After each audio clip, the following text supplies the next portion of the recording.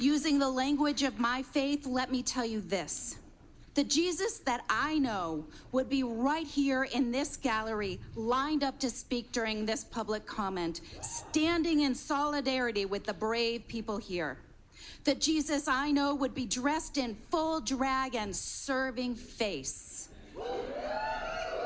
or handsome as a trans man, or wrapped in the garb of a non-binary person who knows one gender is way too small to capture their gloriousness.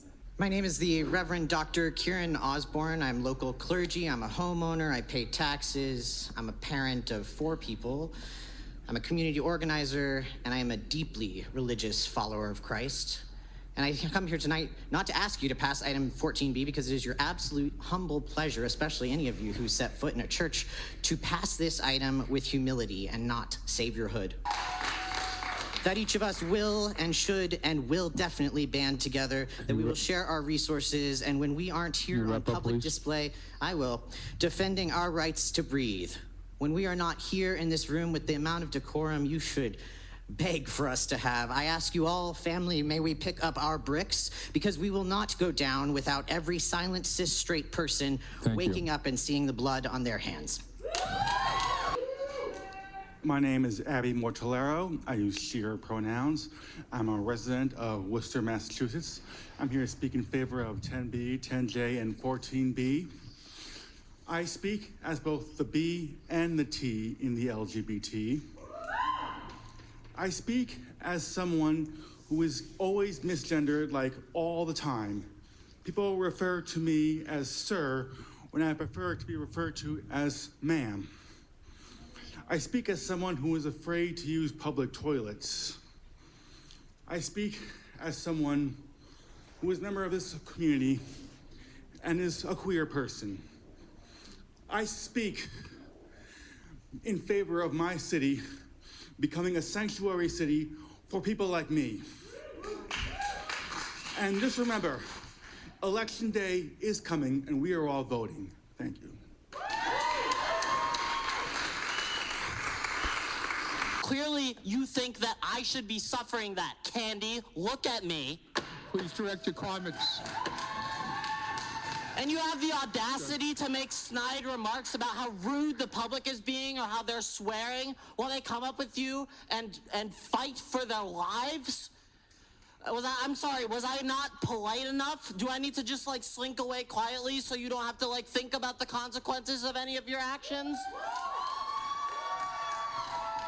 And you know, I get it, I really do. People come up here all day and they call you a dick and then they move on with their lives. But for God's sakes, get over it. Respectfully, can you get over yourself so that my students and my friends and my family can go back to their lives?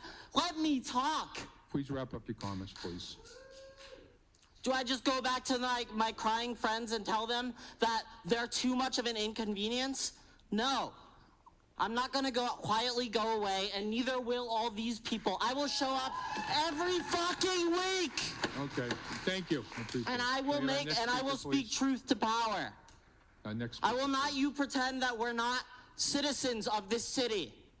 I'm shaking right now. I don't want to be here. I'm sorry, am I taking too long pleading for my life? Please wrap up. All right. So, Candy, Donna. Please wrap up. Oh, no, I can't talk directly to my council members either. Up, Can you look at me and tell me how many of my friends need to die before you do anything? Please wrap up. Look at me. Okay, we're all done here.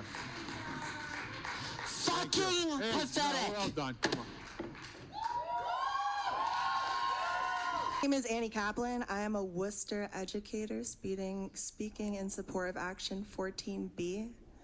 So Worcester was starting to have its true LGBT renaissance from all our LGBT-owned businesses, our awesome activists, our performers in Worcester. We just sent a team to the biggest LGBT plus sporting event in the world for the first time. People have been moving to Worcester because they know that it's a safer place. And I've been so proud and excited to be a part of it. With LGBT plus people's rights under attack, We've been feeling, though, incredibly abandoned and sickened by this council's inaction on protecting our trans neighbors. We will not cooperate with a federal government that seeks to erase and minimize and kill you.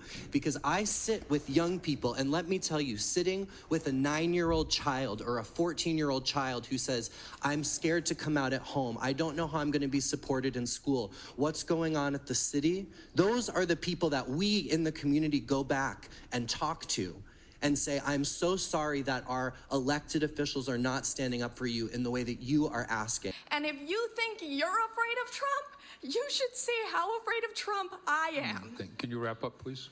Yes, I can.